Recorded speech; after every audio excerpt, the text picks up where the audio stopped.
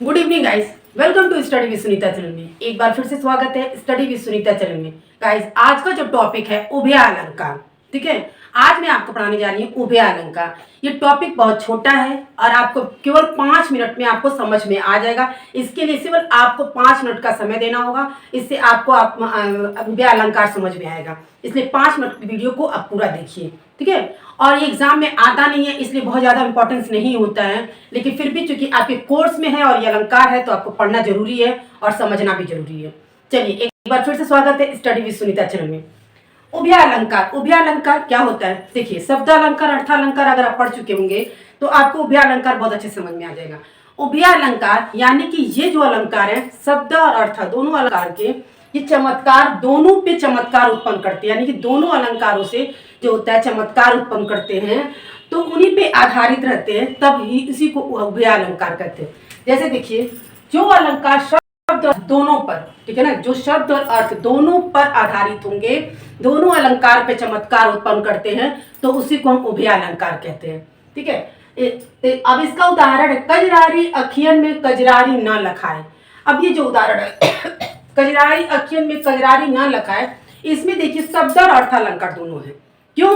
कि कजरारी और कजरारी 2 बार शब्दों की आवृत्ति हुई है। ठीक है ना, तो यहाँ पे हो गया शब्द। और दूसरा है कि अखियन में न लखाए, यानी कि जो यहाँ पे जो अर्थ निकलता है कि आंखों में काजल लगाने की, न लगाए की बात है।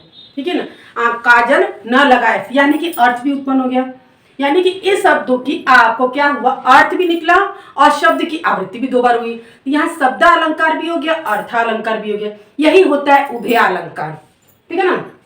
अब देखिए, सब में आपके शब्द अलंकार में, अर्थ अलंकार में बहुत भेद दिया गया है, लेकिन आपके उभय अलंकार में सिर्फ 2 भेद होने के कारण, इसी कारण टॉपिक भी छोटा है। ठीक है, केवल आपको सिर्फ 2 ही भेद पढ़ने हैं। इसमें जो होता है संसृष्टि अलंकार और संकर अलंकार। कौन कौन सा होता है? संसृष्टि और संकर अलंकार। संसृष्टि अलंकार में क्या होता है, ये अलंकारों के मिलने से तो बनता है, लेकिन इसको आसानी से पहचाना भी जा सकता है और अलग किया जा सकता है।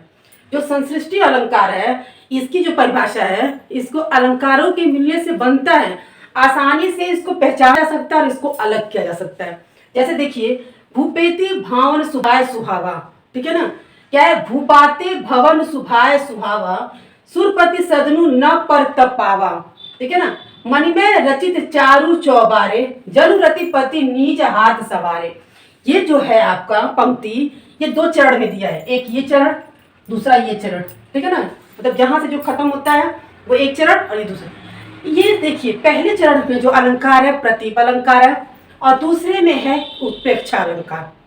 ठीक है ना, तो देखिए, यानी कि ये 2 अलंकारों से मिलकर बना। ठीक है ना, इसको आप आसानी से समझ भी जाएंगे। प्रतीप अलंकार और ये उत्प्रेक्षा अलंकार, जब आपने उसको पढ़ा है, आपने परिभाषा और समझा है, तो ये समझ में आ गया। तो वही कहा जा रहा है कि आप संसृष्टि अलंकार को कई अलंकारों से मिलकर बनता है, तो इसको आसानी से समझ भी सकते, पहचान भी सकते, अलग भी कर सकते हैं। ठीक है ना, जैसे यहाँ पे आपने ये समझ लिया कि प्रतीप अलंकार है और दूसरे को आपने समझ लिया उत्प्रेक्षा अलंकार है। उसी तरह संकर अलंकार, ये कई अलंकारों से मिलकर तो बनता है, लेकिन इसको आसानी से आप अलग कर पाना मुश्किल है।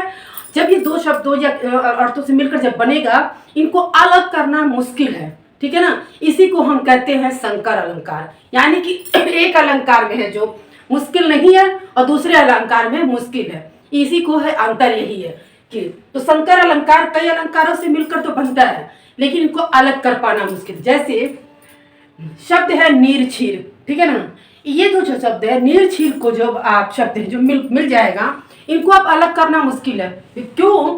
क्योंकि जब दूध पानी अगर मिल जाएगा तो उसको अलग कर पाना मुश्किल होता है। ये तो आप भी जानते हैं कि दूध पानी को अगर मिला दिया जाए और उसे कहा जाए कि दूध अलग कर दीजिए, पानी अलग, तो आप नहीं कर सकते, तो वो अलग हो ही नहीं पाएगा। उसी को हम कहते हैं संकर अलंकार। यानी कि जिसको हम अलग नहीं कर सकते, ठीक है, जिसको मिल जाने, जिन अलंकारों को मिल जाने, शब्दों के मिल जाने पे उसको अलग नहीं कर सकते, वहां संकर अलंकार होगा। और जिनको हम अलग कर सकते हैं, पहचान सकते हैं, वो संसृष्टि अलंकार है। और उभय अलंकार, उभय अलंकार आप जानते हैं, जहाँ पे दोनों अलंकार, शब्द और अर्थ दोनों अलंकार के चमत्कार उत्पन्न होते हैं, वहां उभय अलंकार उसी को कहते हैं। तो गाइस, ये टॉपिक बहुत छोटा सा था और आपको भी मैंने आपको इतना क्लियर समझा दिया कि आपको समझ में भी आ गया होगा। ठीक है, उभय अलंकार की परिभाषा, यानी कि शब्द और अर्थ अलंकार दोनों के इसमें चमत्कार उत्पन्न दोनों की पंक्ति में आता है तो आपका उभय अलंकार होता है। जैसे आपको उदाहरण में बताया गया, कजरारी अक्षर में कजरारी न लिखा है, ये भी आपको समझ में आ गया कि इसमें दो शब्दों की आवृत्ति दो बार हुई और अर्थ भी इसका निकल रहा है, इसलिए उभय अलंकार हो गया। इसके जो भेद है संसृष्टि अलंकार और संकर अलंकार। संसृष्टि अलंकार जिसमें अलग किया जा सकता है, पहचाना जा सकता है, वो संसृष्टि अलंकार है। संकर अलंकार जिसको हम अलग नहीं कर सकते, जिसको अलग नहीं कर सकते, पहचान नहीं सकते, आसानी से अलग नहीं कर सकते, उसको संकर अलंकार कर। बस यही आपका है उभय अलंकार, ठीक है ना। तो गाइस अगर आपको मेरा वीडियो पसंद आता है तो प्लीज़ मेरे चैनल को लाइक, सब्सक्राइब एंड शेयर कीजिएगा। मिलते हैं नेक्स्ट वीडियो में।